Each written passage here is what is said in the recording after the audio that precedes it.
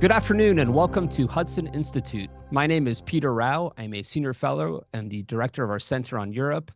And it's my pleasure to welcome two United States Senators to our program. From the great state of New Hampshire, Jeanne Shaheen, and from North Carolina, Thom Tillis. Now, you might be wondering what brings together a Republican from the South and a Democrat from New England.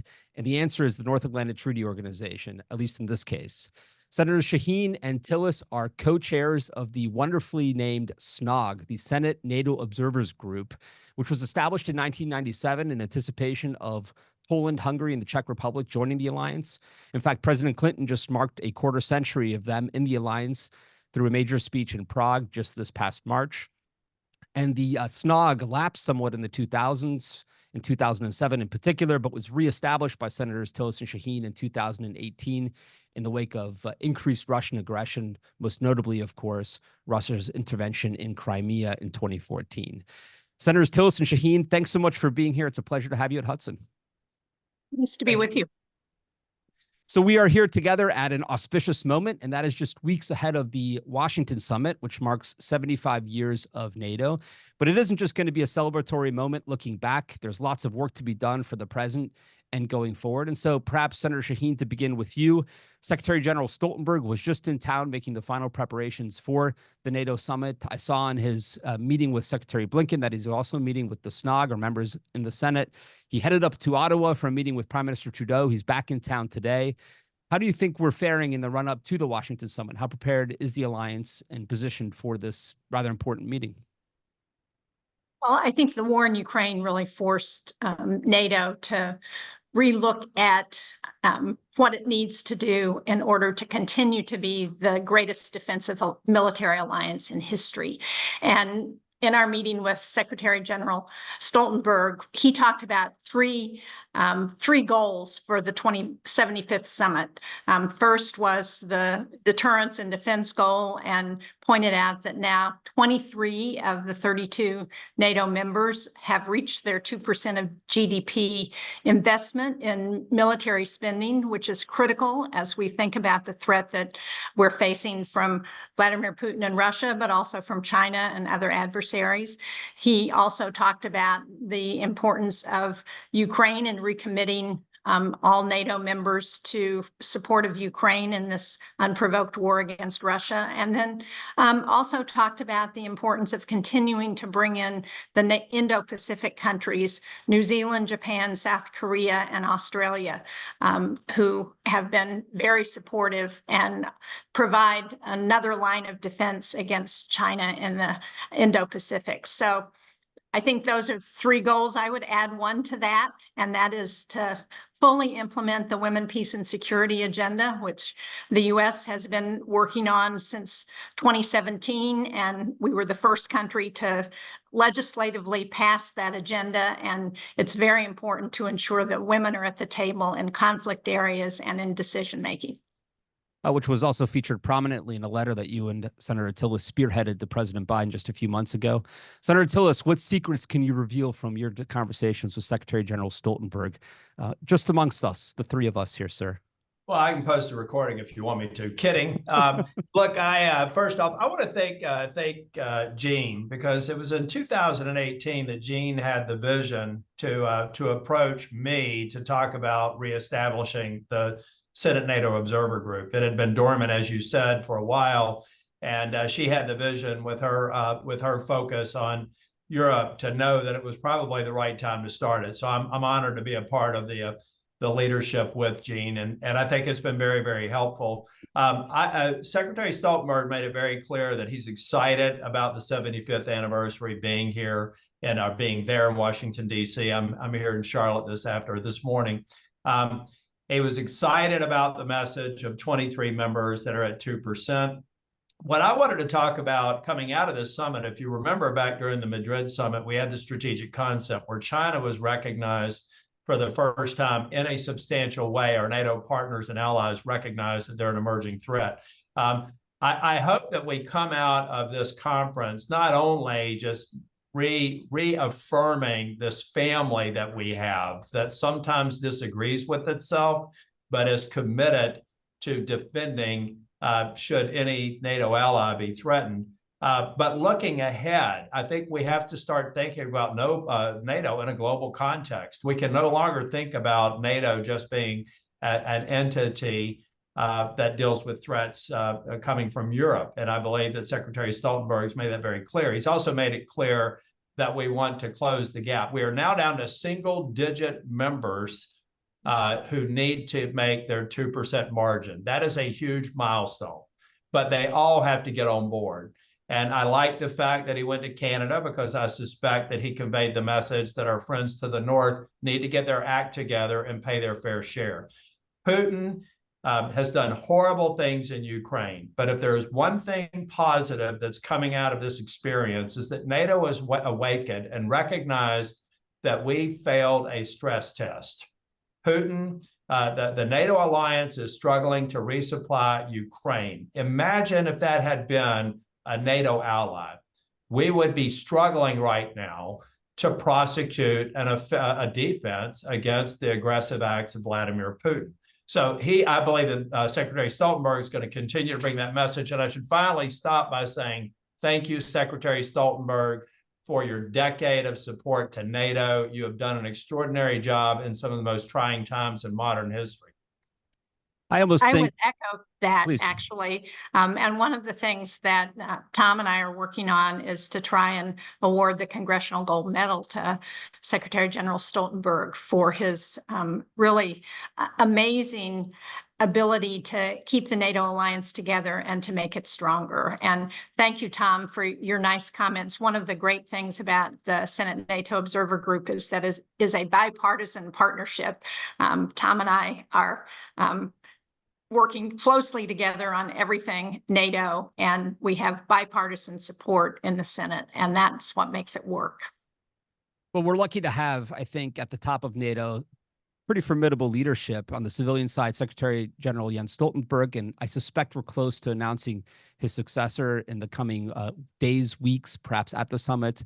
And on the military side, I think Sakir, General Cavoli, is really an exceptional military officer, and we're lucky to have him there as well. As my own editorial comment since Vilnius or Madrid was raised, I almost think of these as a three-part series, the first being at the Madrid summit, where we passed a new strategic concept, doing away with the 2010 vision of Russia as a partner and clearly articulating it as a threat. Vilnius then was about, in 2023, adapting a new family of plans. And I think Washington has to be about that strategic vision and then those plans being resourced. So are we meeting our implementation and capabilities targets that are necessary to make the alliance what it needs to be? And part of the reason, I think, Senator Tillis, I'll begin with you this time, why NATO does have that time or has had that time to be able to catch up is because of the tenacity of the Ukrainians and their enormous will to fight, to check the Russians, so that NATO has had time to gather its wits and build up its capabilities. Ukraine clearly would like to be a member of the alliance. And to quote a letter that you and Senator Shaheen spearheaded to the president in April, we believe Ukraine should be offered a realistic path to NATO membership once all NATO alliance members agree that Ukraine has met the conditions and requirements for membership. So despite all of the various components of the summit, I suspect this will be really smack dab in the middle of it. It'll be the topic that most of the media focuses on most concretely and narrows in on. How do you think we're doing in that conversation with the Ukrainians, or offering them that realistic pathway to membership? Well, I'm glad you raised the point of why we're here, because we are only here because of the courage, the commitment, the tenacity, and the sacrifice of the Ukrainian people against all odds. We have to all remember that even public reporting and classified reporting at the time was that if Russia took the massive troops that they had at the border, that they were going to have air superiority within a matter of a couple of days, and they were going to control whatever ground they wanted to in Ukraine within a couple of weeks. Ukraine did not have anything except the will to be free to actually withstand that outcome. And now we're trying to resupply. So thanks to President Zelensky, thanks to the leadership, the people who have given their blood and treasure at home to really get us to this point. Now, I think that we clearly want to, any freedom-loving nation that wants to join NATO, we want to provide a path. And I think that Ukraine, through their commitment over the past, since they were invaded, they deserve a look. But we should not get so obsessed with their admission to NATO to forget that we have to be successful in this war. That we need to make it very clear that they need to continue to do the work that they are doing in their parliamentary body for reforms that need to be in place. All of those sorts of things, and God bless them for doing it in the middle of the war. If you go back and take a look at their legislative agendas since February 2 years ago, they're continuing to actually reform address the issues that would be requirements to be considered for EU and NATO membership. So continue doing that. I want the NATO summit to be about our commitment to considering that, but the NATO summit should be all about Putin's failure and Ukraine's success in the current situation, because clearly we will have to get through this conflict before we would be able to have admission. And I'm guessing there will be some number of years to actually get things right. Defense cooperation agreements, those sort of things, certainty that Ukraine is in a better position in the intervening time is critically important. But I, for one, the reason we put the letter together was to make it very clear the Ukrainian people have demonstrated incredible courage, skills, adaptability. And for that reason, I believe we will be welcoming them to NATO at some point in the future. And we can be sure that Russians will be counter-programming the summit in one way or another to try to spoil this moment in D.C. Not to put too fine a point on it, but Senator Shaheen, do you think the bilateral security agreement that the president announced with Ukraine at the G7 constitutes that bridge to membership? Is that enough of a deliverable, as it were, on the membership question for Ukraine heading into the Washington summit? Well, I think it's one of the pieces along the way. They're obviously looking at negotiating other bilateral security agreements with other members of NATO as well.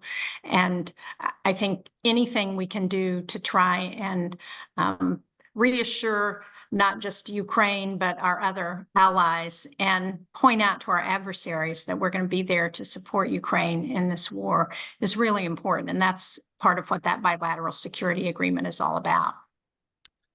Well, you both have already raised the Indo-Pacific. I noticed it was in the press conference that Secretary Stoltenberg did with Secretary Blinken just the other day, emphasizing the IP4, New Zealand, Australia, Korea, and Japan. All four are invited as partner states to the Washington summit. To stay on the letter, which you both wrote, Senator Shaheen, you talked about the importance of quote-unquote concrete deliverables for the IP4 states, or the Indo-Pacific at least, at the summit. They participated in Madrid, at Vilnius. Now they'll be back at Washington, perhaps to keep the justification alive for them being invited and present. What do you envision these concrete deliverables potentially looking like? You know, I was just in the Indo-Pacific the end of March with a group members of the Senate, and we visited the Philippines, Vietnam, South Korea, and Japan. And one of the things that struck me on that trip was how closely our allies in the Indo-Pacific are watching what happens in Ukraine, because they understand that it's not just our allies that are concerned about that war. It's not just Europe that's concerned about it, but Xi and in China and our adversaries are also watching. And Vladimir Putin thinks he can wait us out. He thinks that he can form an alliance, as we saw with North Korea this week, that supports him in his fight in Ukraine. He thinks that, and we've seen China continue to be supportive.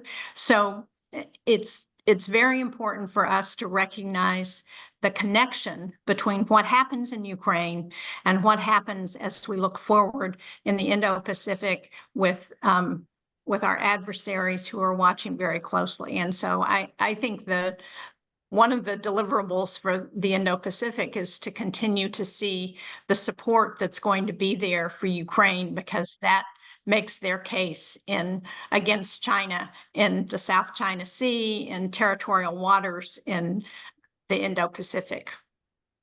Senator Tillis, same question to you. Yeah, well, Putin's visit, there was a member of Congress, I think about a month or so ago, who was talking about that Putin is only in Ukraine because he's worried about future NATO aggression. Well, to that member of Congress, I would say you may want to go back and focus a little bit on what's really happening here. If Putin's only concerned about the security of sovereign Russian territory, why in the hell is he striking an agreement with North Korea? It seems to me that North Korea, China are desperately wanting success in Ukraine so that that alliance can then create havoc in the Indo-Pacific region. The IP4 understands that. Other nations in the region understand that. The American people and members of Congress need to understand that we are playing a chess game with three malign actors, and arguably you could throw Iran in there, who would love nothing more than to see NATO fray in our relationships as a result of failure in Ukraine, and then run up the score through Moldova and other parts of Europe and the European sector, and then do what they can do to Taiwan and create havoc in the Indo-Pacific. This is not hysterical talk. This is reality substantiated by moves that these countries are making. So we need to make it very clear. And the IP4, it's been great to have them there since Madrid. I want an IP6 and an IP10 because I think it's critically important. And that's back to my opening comments. We are a global alliance with regional priorities.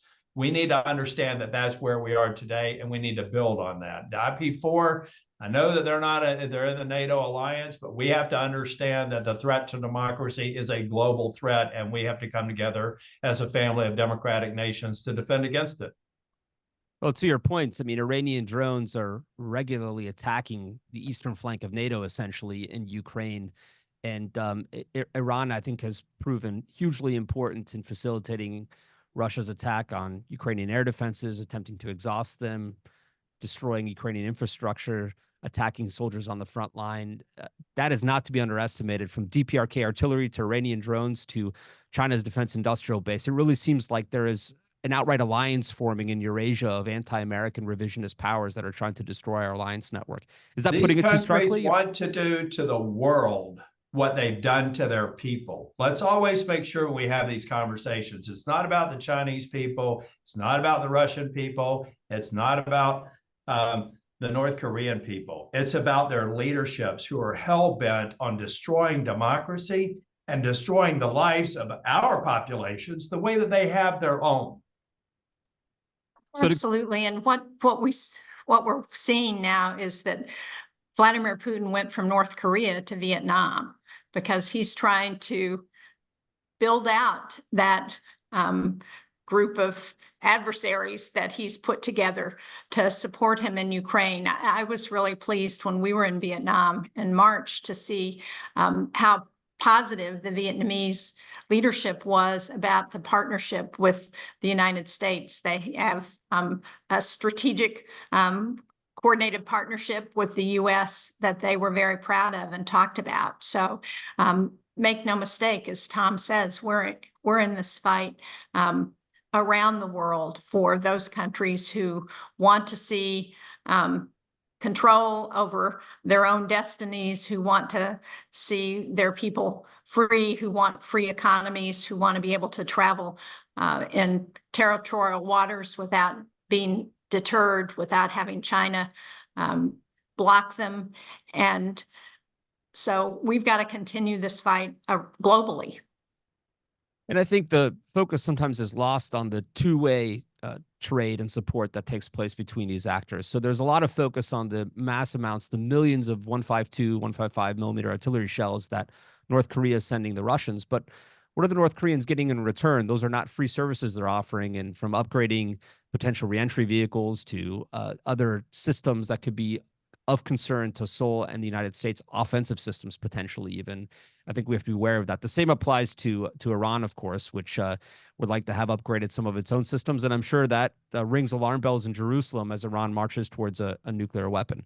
But to guard against all of these actors who want to do us harm, we have to have our own capabilities in order. And both of you have already referenced the importance of burden sharing and the report issued this week by NATO that 23 of the 32 allies have now hit the 2% mark of GDP. You two have been on this case for some time. And while we're in the business of quoting letters this morning, I'll quote another one that you sent to Prime Minister Trudeau, in which you wrote, We are concerned and profoundly disappointed that Canada's most recent projection indicate that it will not reach its 2% commitment this decade. That letter was co-signed by quite a few members of the Senate, I saw, and I have to confess in my own conversations with officials from NATO, the Canadians do seem to be the one country, maybe saying obstreperous is characterizing it too strongly, but who do not have plans to hit the 2% mark. Did you get a response from Ottawa? How do you think we're doing on burden sharing writ large? Senator Tillis, I'll start with you since you have a wonderful grin on your face. Well, I was kind of laughing since Jeanne's a neighbor. I guess it's a little bit more awkward. No, in all seriousness, I am personally offended by the concept that in the midst of this conflict in Ukraine, that the leadership of Canada think that it's okay to go another decade before they may pursue a 2% threshold.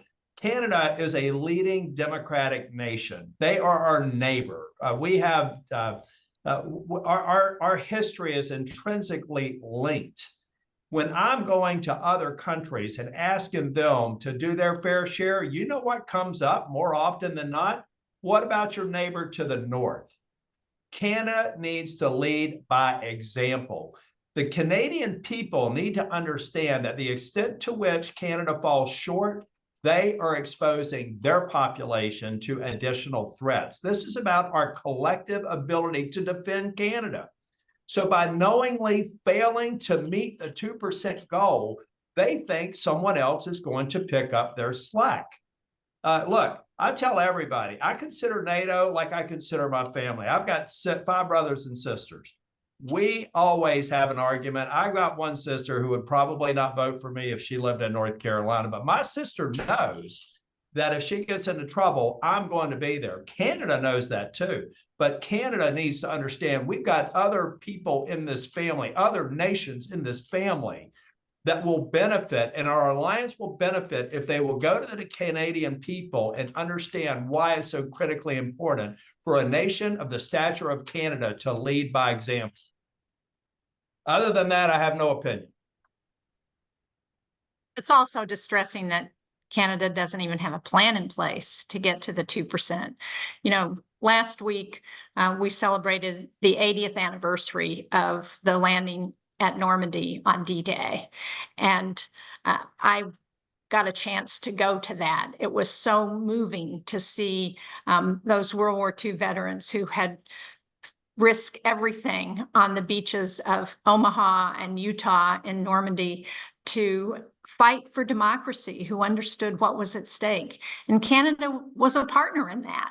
And Prime Minister Trudeau was there for that celebration. It was such a reminder, an emotional reminder of just how important it is that we have an alliance, that the NATO came out of World War II and the fight against the Nazis. And the fact that Canada now is not picking up their fair share is disappointing for a country that has been committed to democracy for such a long time.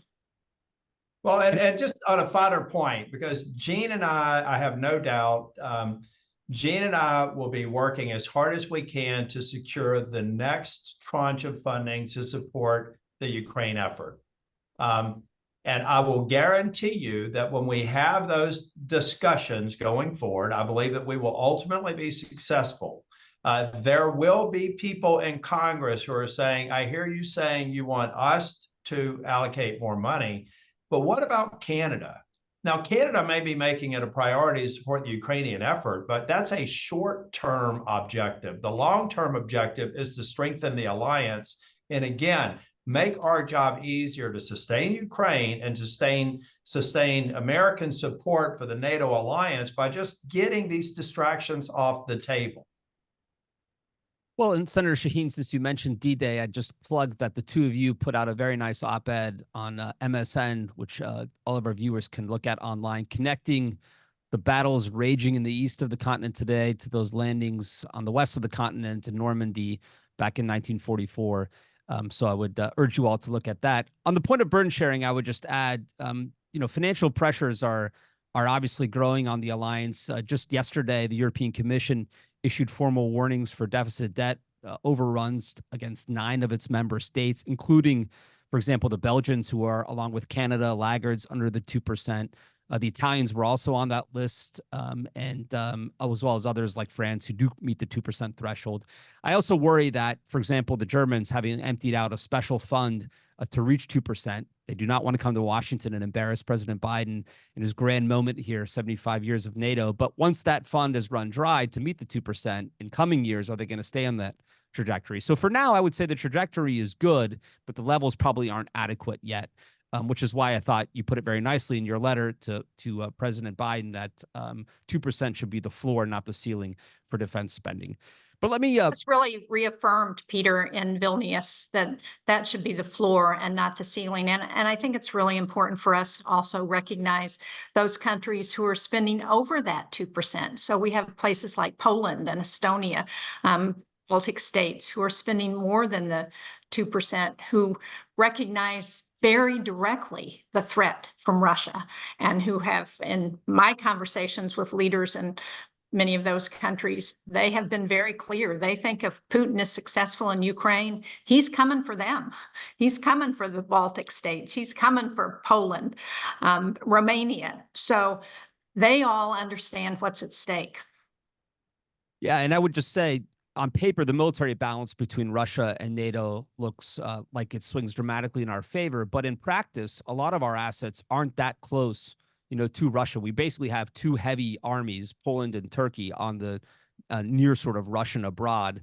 But a lot of our other heavy forces, including American forces that count into the NATO military balance, are in the Indo-Pacific, for example, or, in CONUS in the United States. So it really is important that, and I think everyone recognizes this, 2.5% is probably where we need to be, if not 3%, or more for some of these NATO partners, in particular, a lot of our frontline states, but the bigger economies in Europe.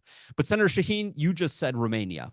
And I should say, as a think tanker here in Washington, the Romanians love you very much. And they're very grateful that you helped pioneer this requirement for a Black Sea strategy. Recently, I think you worked on that with Senator Romney, yet again, a bipartisan effort on your behalf. The Romanian foreign minister will be here tomorrow for an event. What can I tell her about this Black Sea strategy that you and Senator Romney have urged the State Department to put together? Well, the Black Sea, as we have seen in this war in Ukraine, is a very important part of the world. And I think we kind of took it for granted until the war in Ukraine. And we saw when Putin cut off the grain supplies from Ukraine, it affected the global food supply, just how important the Black Sea is. And so that strategy is or that legislation that Senator Romney and I worked on is all about coming up with a strategy to better support the countries in the Black Sea region. And a number of them are democracies, aspiring democracies. And we have some countries like Georgia that have been aspiring democracies where the people of Georgia are looking west. They want to join the EU. They want to become members of NATO. And yet we've got a leadership in Georgia that has been more and more trending towards autocracy, towards partnering with Russia, which is really hard for me to understand, given that Russia occupies 20% of their territory. But so that's why it's important for us to have a strategy that recognizes the importance of that region and supports those countries in the region as they're looking towards their futures. Hopefully, most of them are going to be looking west towards the EU, towards NATO. Well, it seems, Senator Shaheen, in the case of Georgia, the population is overtly pro-American. Absolutely. But the leadership's taking a slightly different tack. Do you think are we handling this well as a United States government? What should our approach on Georgia be?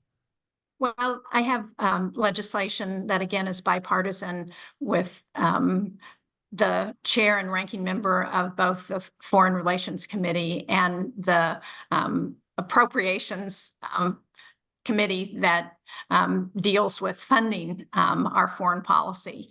And what we would do is put in place sanctions on those individuals who have been involved with the Foreign Agents Law, which is a law that is basically really modeled on what Russia has done. And as we've talked to NGOs in Georgia, our own Democratic National Democratic Institute and IRI, Republican Institute, who have done such good work in Georgia, they tell us that they're not going to be able to operate there under this law. So it would put in place sanctions for those people who have been involved in doing that law. That would restrict travel for the leadership. We want to make it clear to the current leaders of the government there, Georgia Dream, that there are consequences for what they're doing. There's also, we've had really good relationships between our military and the military in Georgia, really since they became independent. And we want to make it clear that what's happening now in Georgia is having an impact on those mill-to-mill relationships as well.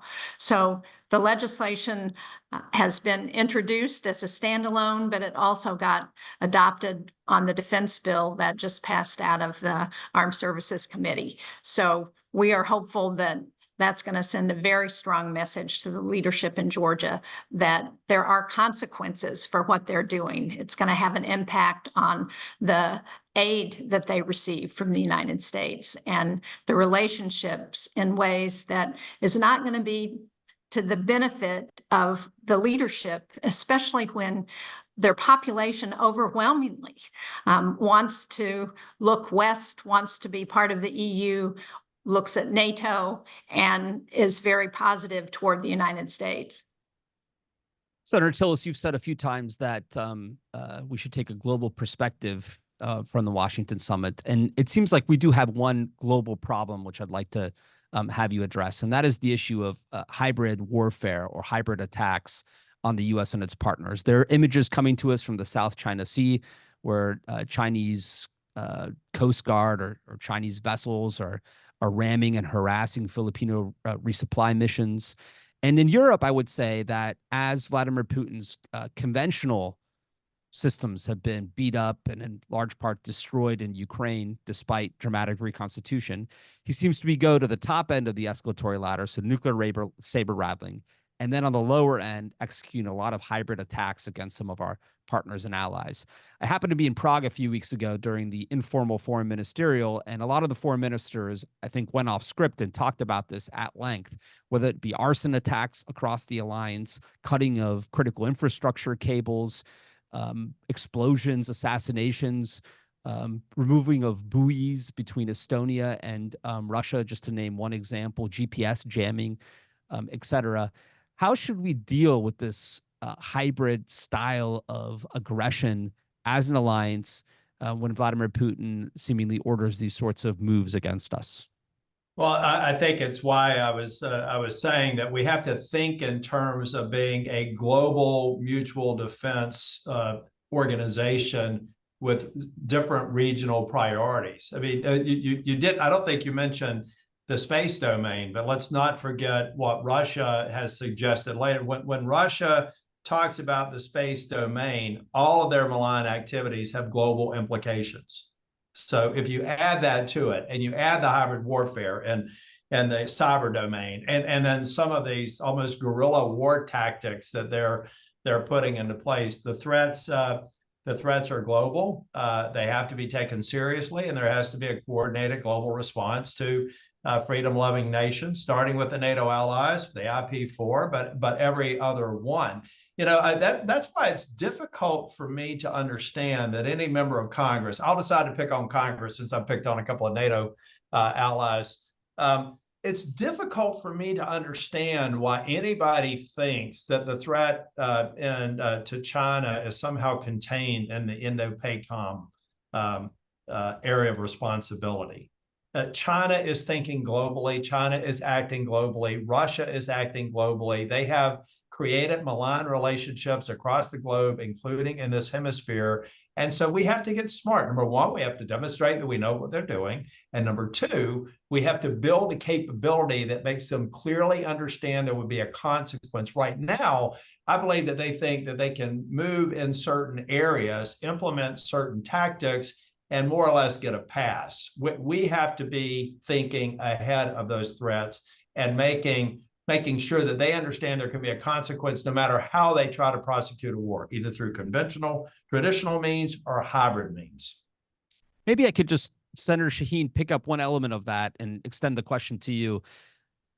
In China's support for Russia, which the administration has gone very public with in dramatic ways in recent weeks and months, I keep hearing the talking point that 90% of Russia's microelectronics and 70% of its machine tool come from the People's Republic of China.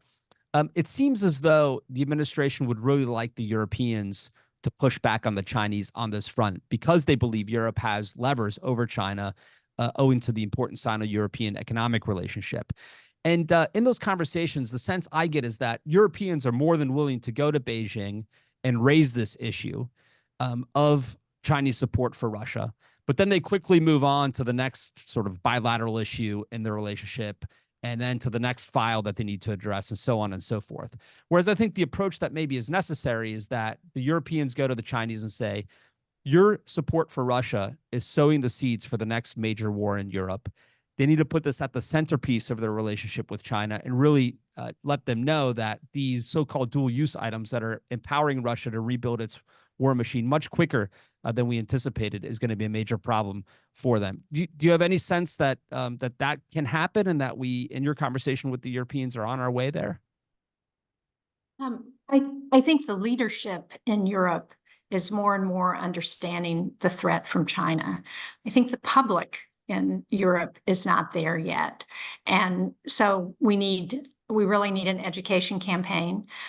We need to continue to raise these issues with China, but the leadership in Europe needs to raise it with their own publics as well, to be able to talk about the threat that China poses. And as you point out, it's not just a military threat, it's also across, it's an economic threat, diplomatic.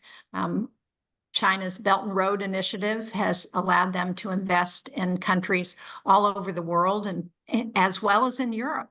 I remember a number of years ago talking to the then Prime Minister of Greece, who was talking about one of their ports in Greece and about the Chinese investment in the port, saying, you know, we came to the United States, you said you couldn't help us.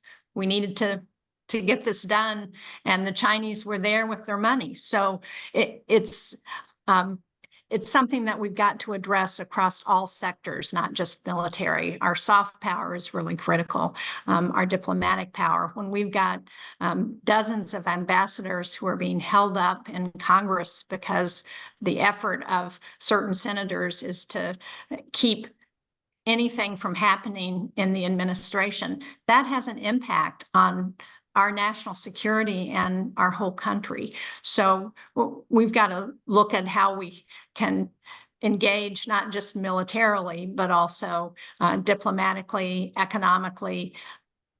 I think one of the things that happened in the previous administration was better awareness of what the tariffs and the trade imbalance that China was engaged in was having on the United States. And we need to recognize that.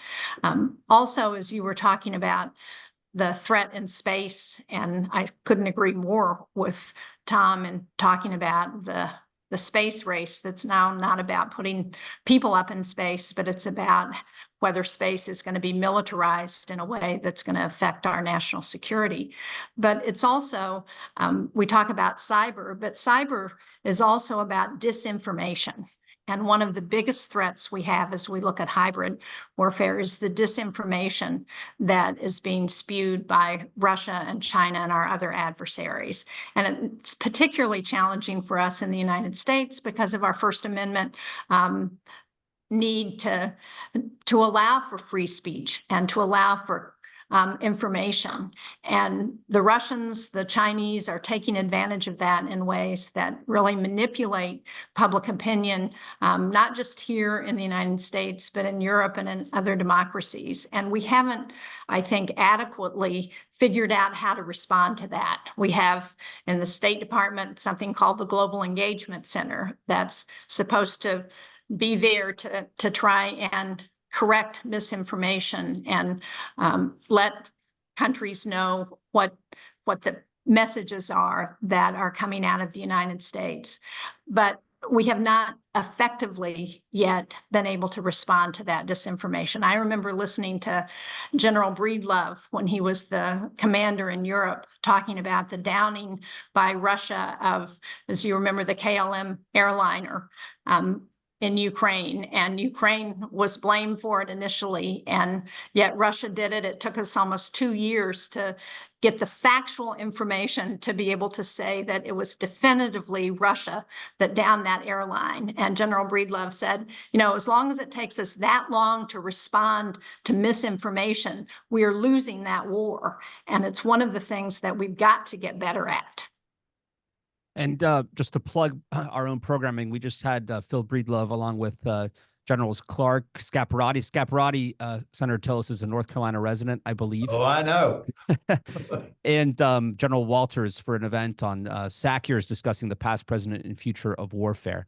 In closing, let me ask a question that's adjacent to or related to what you just spoke about, Senator Tillis: public education missions, misinformation, et cetera. And that is just what you hear from your constituents when you're out and about in North Carolina and New Hampshire on foreign policy. Now, as a foreign policy specialist who runs a center on Europe in Washington, D.C., I think it's very important, but I'm well aware that in my home state of Iowa, for example, there are other issues that tend to be more important to voters and to citizens. But tell us, and Senator Tillis, I'll begin with you. Does it come up in town halls? Is it all sort of inflation, immigration, those issues, or does foreign affairs register with voters? And if so, what kind of reaction do you get when you talk about your support for Ukraine and NATO? It does come up, and I think probably this is an area where Jeanne and I have bipartisan challenges to kind of cut through some of the false narratives. I'll recount every once in a while I'll go to the front office and I answer phones. I don't identify who I am. You know, if it's a particularly controversial day, and this happened to be when Ukraine funding came up, I make my chief, my legislative directors, everybody else just go in and be staff, listen to what they're saying. The difference is when I talk, I don't have to just say, thank you, we'll let the senator know. I get to get into a conversation. I don't tell the constituents who I am. But I am honest about, I am honest about the interactions I have with my staff so that they get a more informed response than they will from a staff. So I had this gentleman call me from North Carolina, and he said, you need to tell, I answered Senator Tillis's office, and he said, you need to tell Senator Tillis that he needs to stop worrying about Ukraine and start worrying about what's going on at the border. That's the most important thing. And I said, well, sir, I believe, Senator Tillis believes that the leader of the free world has to do both. Clearly, our responsibility at the end of the day is to maintain the safety and security of our nation.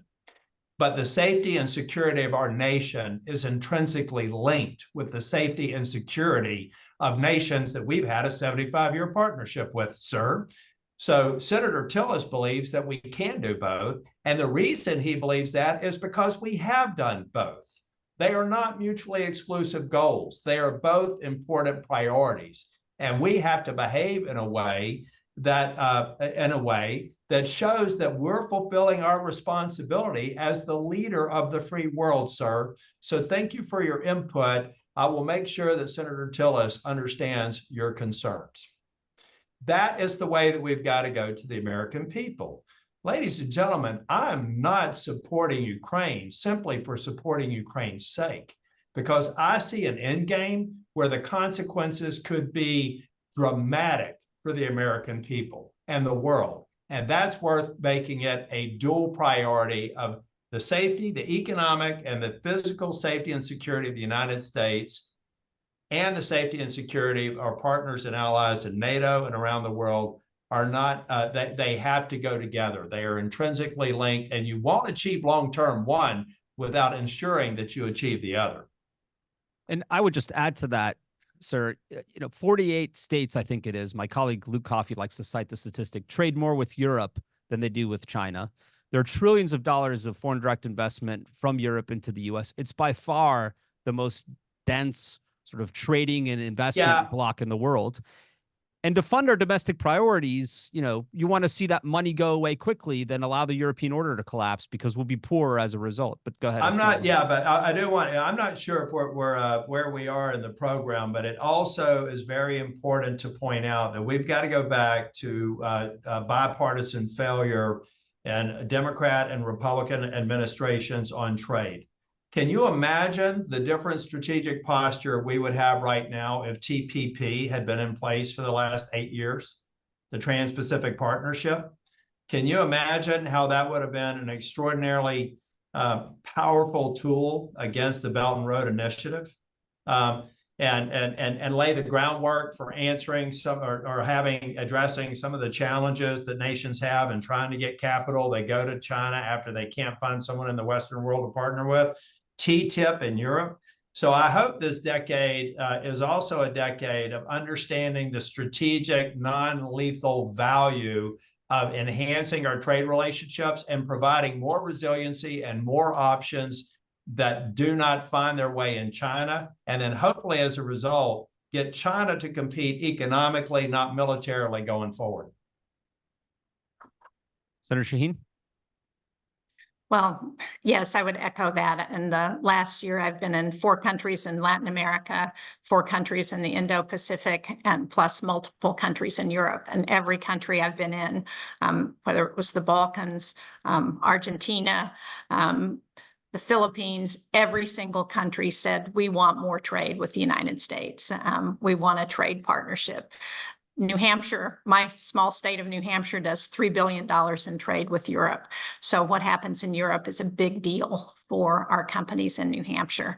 And I was at a defense company in New Hampshire a couple of weeks ago, and I was meeting with employees, and somebody asked me about, why are we spending money in Ukraine when we have needs at home?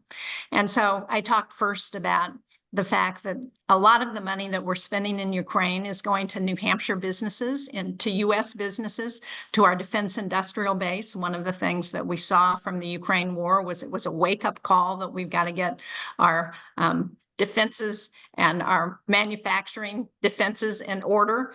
And so we are getting funding in the U.S. from the supplemental package in Ukraine. About $25 billion is going to U.S. firms, and that's creating good jobs and keeping people working. But the other thing we talked about was the threat from Putin in Europe writ large, the threat to NATO. And I talked about what I've heard from leaders in the Baltic states, in Poland, and other parts of Europe who believe very strongly that if Vladimir Putin is not defeated in Ukraine, he's coming for them, as I said earlier. And as I said to the gentleman who raised the question, I said, I have 4 grandsons. I don't want to see my grandsons sent off to fight in Europe because we didn't take care of the threat from Russia now. Right now, the courageous Ukrainians are fighting that war. I want to support them in every way I can so that they defeat Putin, so we don't have to send American soldiers over to fight against Putin because he's successful in Ukraine and takes on other NATO countries. That's a message that people very much understand. Well, thank you. That's a wonderful note to close on. And I want to thank both of you. It's been a real privilege to have you on the program. And I have to say, your bipartisanship also shines through in speaking to your staffs in preparation for this, because they clearly get along well. And I think that all flows down from the principles at the top. If you want to speak to Senator Tillis, just call his office when important legislation passes, and maybe you'll get him on the phone. Senator Shaheen, Senator Tillis, thanks for being here. For those of you watching at home, a few topics that have been already raised. Moldova, for example, we have a new report out just yesterday. We have a major study on Black Sea security that published in cooperation with the New Strategy Center, the most influential think tank in Bucharest in Romania. And of course, our regular work on Ukraine. We'll see you all at the Washington Summit. Hudson is one of the consortium members putting on the public forum. I suspect Senators Tillis and Shaheen will be there as well. And we look forward to seeing you at hudson.org again. Thanks so much for joining us. And thank you again, Senators Tillis and Shaheen. It's been a real pleasure and honor to have you. Thank you.